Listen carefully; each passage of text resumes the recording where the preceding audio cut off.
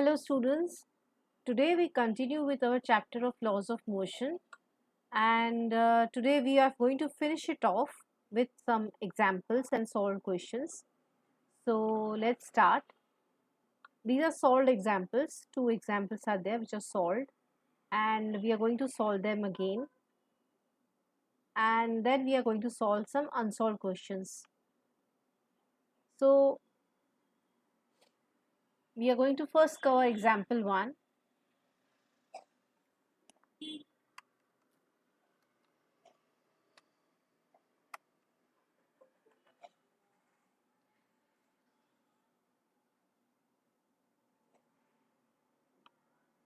So what is example 1? The mass of a cannon is 500 kg and it recoils with a speed of 0.25 meter per second. What is the momentum of the cannon? Now what is given here? Mass is 500 kg.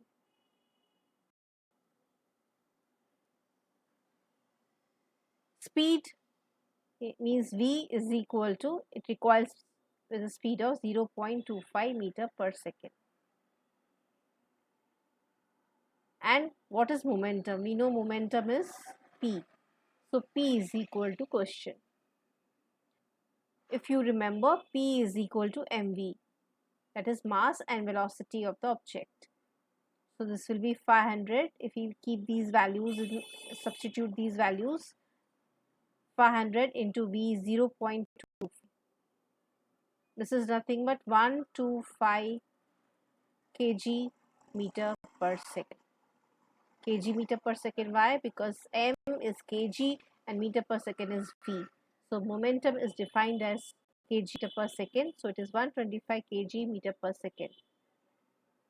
So we have covered example 1. Now let's move on to example 2.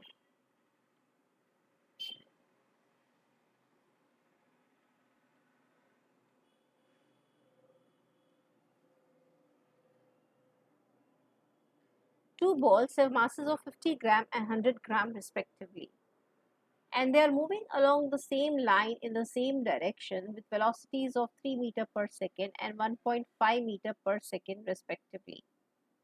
They collide with each other, and after the collision, the first ball moves with a velocity of 2.5 meter per second.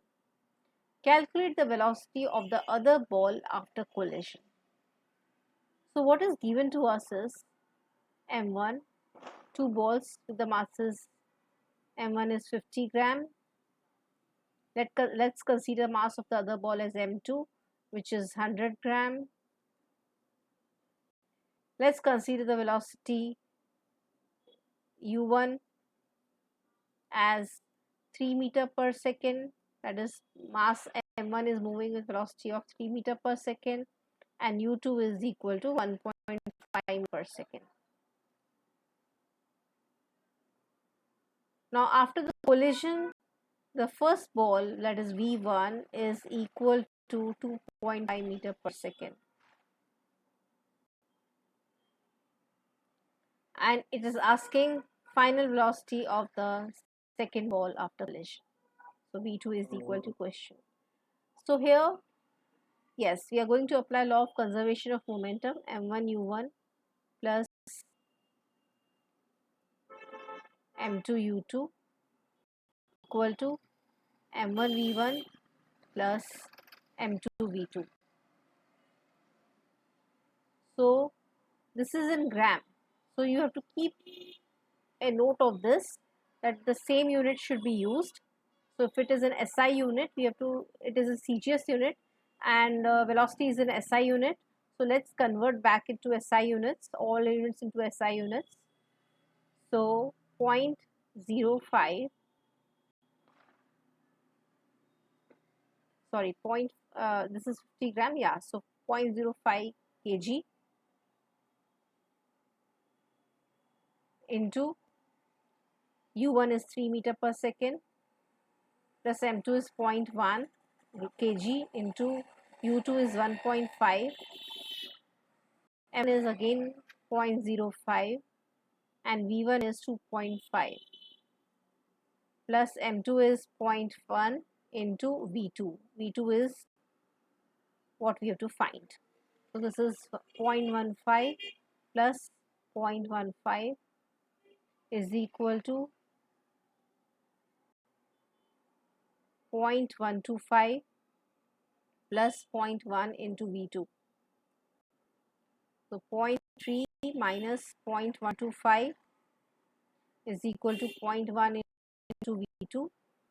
So this is nothing but if we keep V2 here, changing these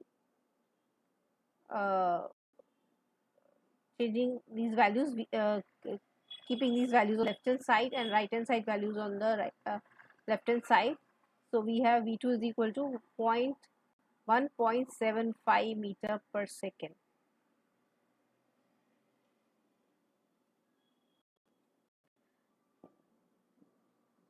So keeping left values to the right side and right values to the left side, we got V2 as 1.5 meter per second. So the second ball will move with a velocity of 1.5 meter per second. So we have covered the second question also. Now let's move on to the unsolved questions.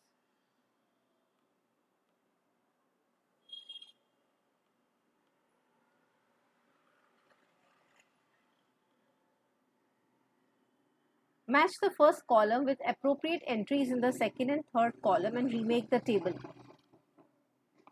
So in the column 1 we have three topics: negative acceleration, positive acceleration and zero acceleration. In the column 2 we have their meanings. The velocity of the object remains constant, the velocity of the object decreases and the velocity of the object increases. And in column 3 we have been given the examples. A car initially at rest reaches a velocity of 50 km per hour in 10 seconds. A vehicle is moving with a velocity of 25 km per second and a vehicle moving with a velocity of 10 meter per second stops 5 seconds. So we know that negative acceleration is retardation. The velocity of the object decreases, so it will match with here. And we know that decreases means it may halt, so this will match with this. A vehicle moving with a velocity of 10 per second stops after 5 seconds. What is positive acceleration?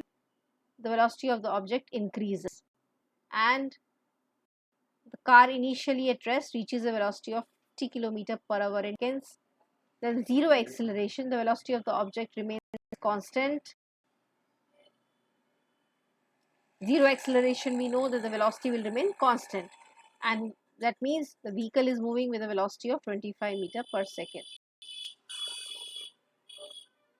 So we have to arrange these, rearrange these tables, which you can easily do it now. Now let's move on to the next question. Clarify the differences.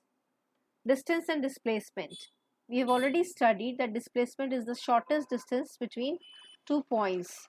So if there are 2 points A and B, the shortest distance will be the straight line. So if A and B is 10 meter, 10 meter is the displacement. But if I reach from A to B through this path and cover a distance of 20 meter, then this is not displacement, this is distance. So 20 meter is the distance and 10 meter is the displacement.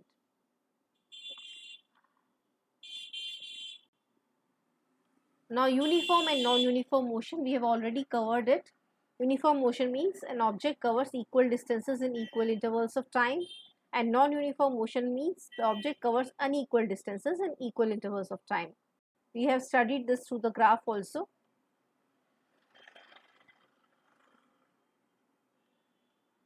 See,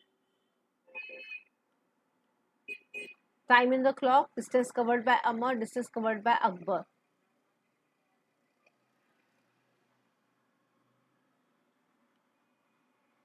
So this is a straight line graph, which is a uniform motion graph, and the other distance covered by Akbar is non-uniform when we plot the distance time graph.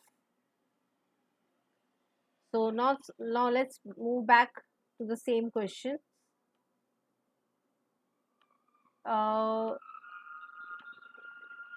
Complete the following table.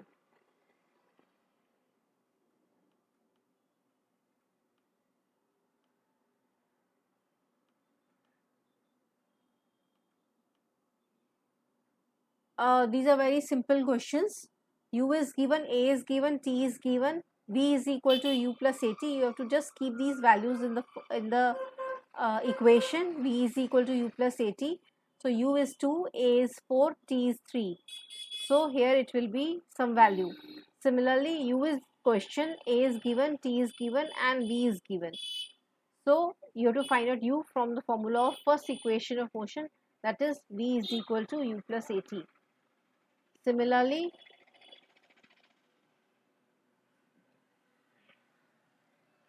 in the second table, S is equal to ut plus half at square. U, A and T are given. Again, you have to find out these values.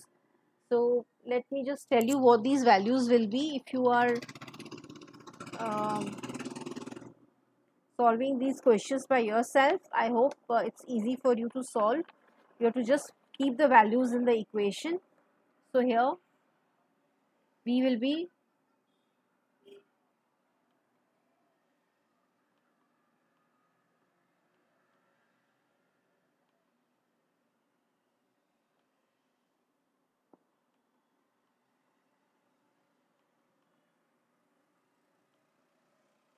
14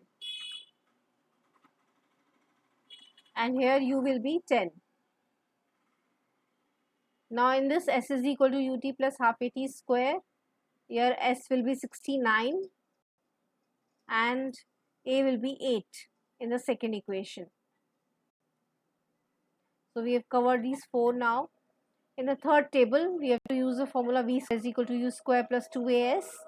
So you have to find out the value of S. So S will be equal to 8. In the second row, we have to find out U, which will be equal to 4. So you just have to keep these values in the 3 equations of motion. Now let's move on to the next question.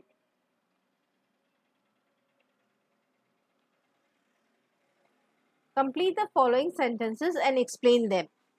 The minimum distance between the start and finish points of the motion of an object is called, we just covered, displacement.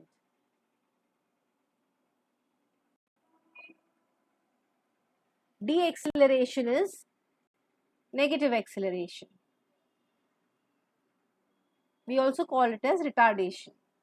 C is when an object is in uniform circular motion, its dash changes at every point. Yes, its direction changes at every point. We have covered this. During collision, dash remains constant. Law of conservation of momentum, so momentum remains constant. Working of a rocket depends on Newton's, correct, third law of motion. So now let's move on to the next question. Give scientific reasons. When an object falls freely to the ground, its acceleration is uniform. See, the object is falling freely to, that means nobody is there to stop it. It's falling freely. So we know that Newton's second law says that F is equal to ma. So the acceleration is due to gravity. Its force is constant and mass is constant.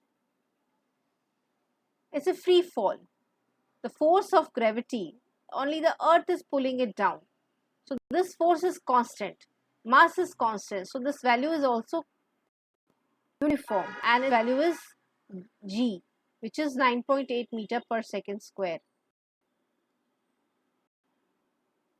We know that g is 9.8 meter per second square. So it's moving with uniform acceleration, which is 9.8 meter per second square. Because gravitational force is constant, mass is constant, it is not changing. There is no other force acting here. That's why it's a free fall. So this force constant, gravitational force which is pulling it down, m is constant. That's why g is uniform. Now let's move on to B.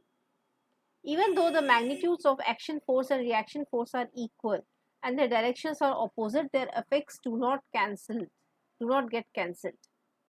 This is Newton's third law of motion. We have understood that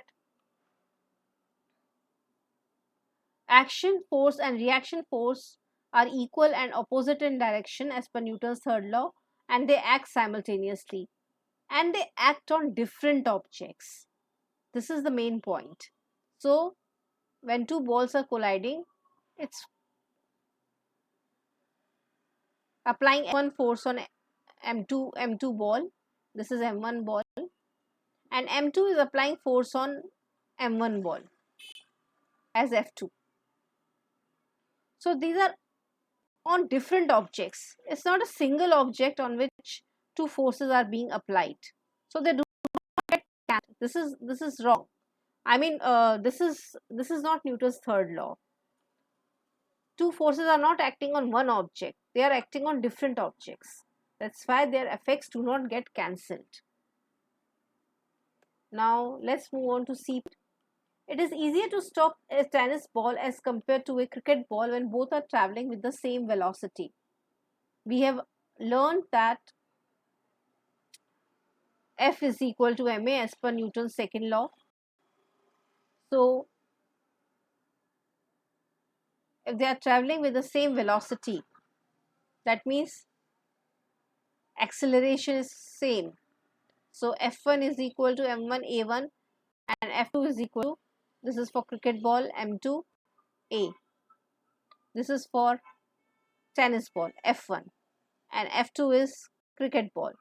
So we know that F1 is directly proportional to m1 and F2 is directly proportional to m2. So if m1 is less, F1 will be less. If cricket ball is mass is more, force applied will be more. Got it? Let's move on to the fourth point. The velocity of an object at rest is considered to be uniform. Why? The object is at rest, its speed is 0 and its direction is also constant. It's not changing, same direction. So the velocity is not changing.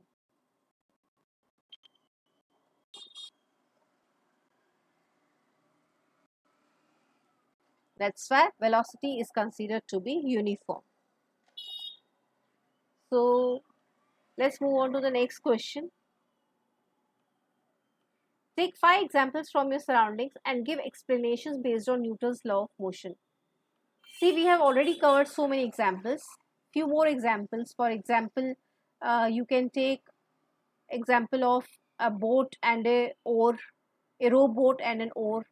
When we are using an oar, we are pulling the water, pushing the water back. The water puts a reactive force back on the ship or the rowboat, and the rowboat, and the rowboat moves forward. See, this is rowboat. This is the person with oar, and it's pushing the water back. So the water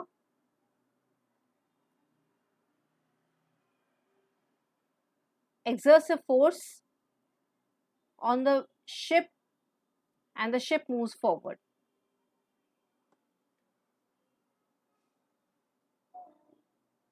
Right? Now another example you can take is that of swimming. Swimming also, we do the same thing, Newton's third law of motion. Then we can take an example of trampoline. You have seen trampolines in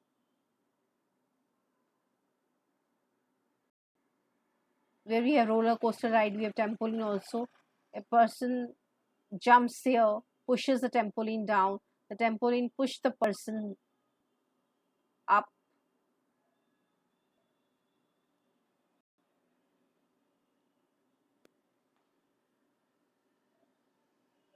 It goes a bit down. and it pushes the person up. So the person jumps up. It's an example of Newton's second law of motion and third law of motion. So you can take so many examples. Similarly, suppose this is a chair in the office. There's a chair in the office. Revolving chair. So if you push it with little force, it will move a little. If you push it with more force, it will move faster, because F is equal to ma. So the velocity will be more if you will apply more force. If you will apply less force, the velocity will be less. So this is the example of revolving chair in the office that you see. You can take so many examples from your daily life, and if you find any difficulty, you can come back to me. So now let's move on to the next question.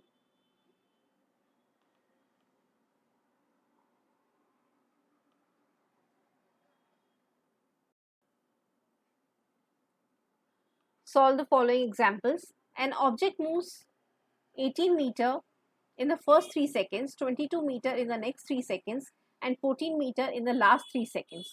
What is its average speed? So we know that average speed is nothing but total distance traveled on total time taken.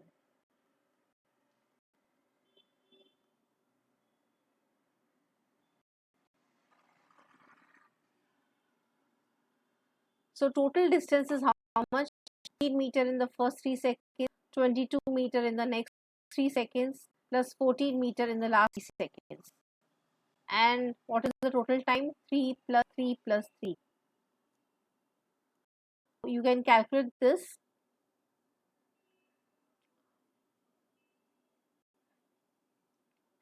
(54 upon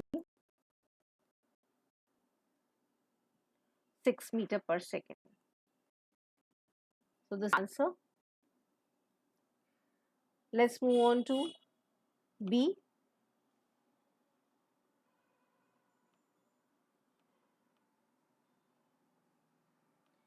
An object of mass 16 kg is moving with an acceleration of 3 meter per second square. Calculate the applied force. If the same force is applied on an object of mass 24 kg, how much will be the acceleration? So here we know that mass is given 16 kg and acceleration is given meter per second square. We know that as per Newton's second law of motion, F is equal to ma. So this will be equal to 3 kg meter per second square, which is 48 Newton. Now, what is the second part? If the same force is applied on an object of mass 24 kg. So here mass is 24 kg. Since F is equal to ma, 48, we are taking 48 Newton from here, force is same, is equal to 24 into A. Therefore, A is equal to 2 meter per square.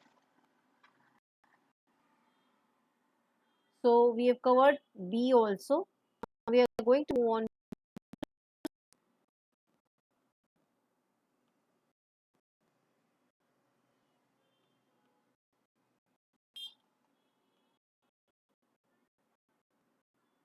A bullet having a mass of 10 gram and moving with a speed of 1.5 meter per second penetrates a thick wooden plank of mass 900 gram. The plank was initially at rest. The bullet gets embedded in the plank and they both move together. Determine their velocity. So here what is given? Mass is equal to 10 gram. Speed is 1.5 meter per second of the bullet. So the bullet is, this is a wooden plank. The bullet hits the wooden plank and they both move forward and it gets embedded in the wooden plank, and they both move forward at velocity of v. The initial velocity of wooden plank was 0. So I can say u1 is how much? 1.5. We have already said that u1 is 1.5 meter per second.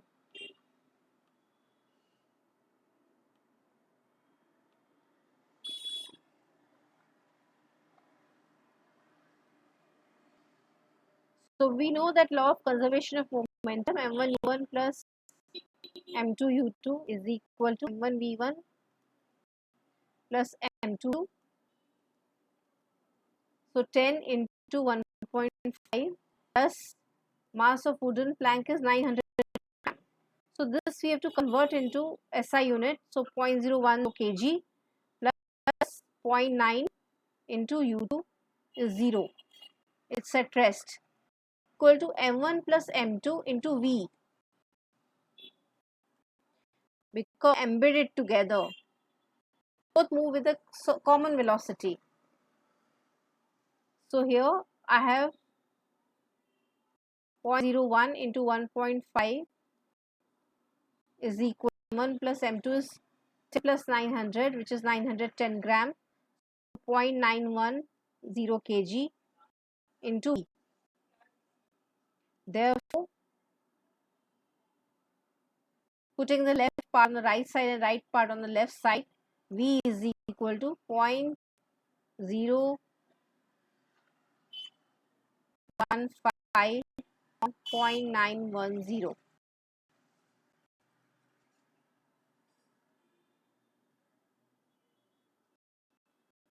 So the 16 upon 91.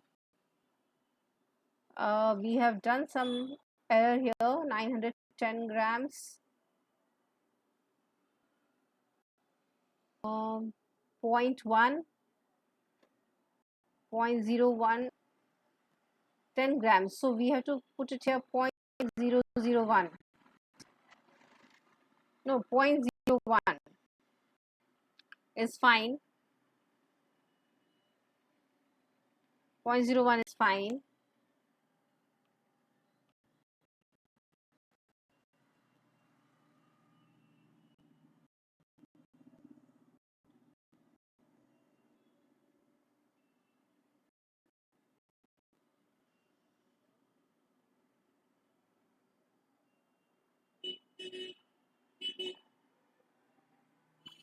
Oh, I think there is a mistake in the question. We have to keep this mass as 100 gram. The bullet mass is 100 gram. Otherwise, the answer will not come. So let's keep the mass of the bullet. Typo error seems to be. And let's keep the mass of the bullet as 100 gram. So into 1.5 plus 0, because plank is at rest initially, is equal to m1 plus m. Bullet gets embedded in the plank and to get v. So 0.015 is equal to m plus,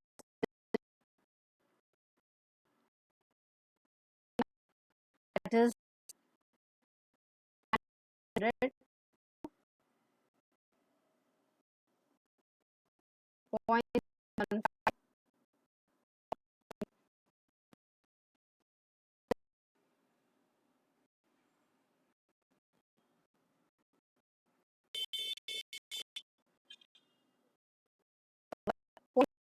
per second.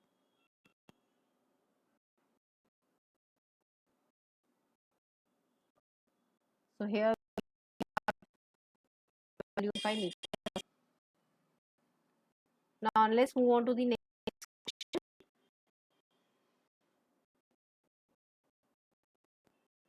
Swims 100 meter in the first 40 seconds, 80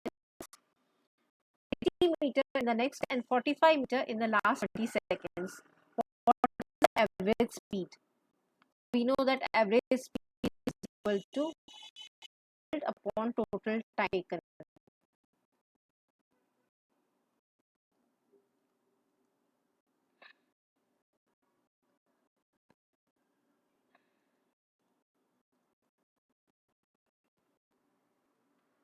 This is 100 80 plus 45 and 40 plus 30 and 20. So this is 20 upon 100, which is 2.25 meter per second. Sorry, meter per second. Here again, there is a typo here. So we have to keep the mass of the bullet as 100 grams, and here is 2 meter per second. So now there is a project is given in the next question, which is obtain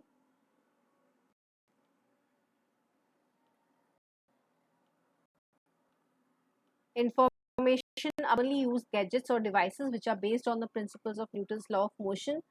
So remember that in our daily life, all three laws are applicable usually on all the objects. That an object continues to remain at rest, law of inertia, until and unless a force is applied on it. Second law says the force applied is directly proportional to its mass and acceleration or the velocity. And the third law says that action and reaction are equal and opposite, and they act on different objects and they act simultaneously. So we have you have to find out the gadgets or the devices which are based on these. These are all basic laws. Most of the gadgets or devices are based on Newton's laws of motion only. So we will give you more examples in our next session when we will go to the next chapter. So I'm giving you enough time to discover those gadgets or devices. Thank you.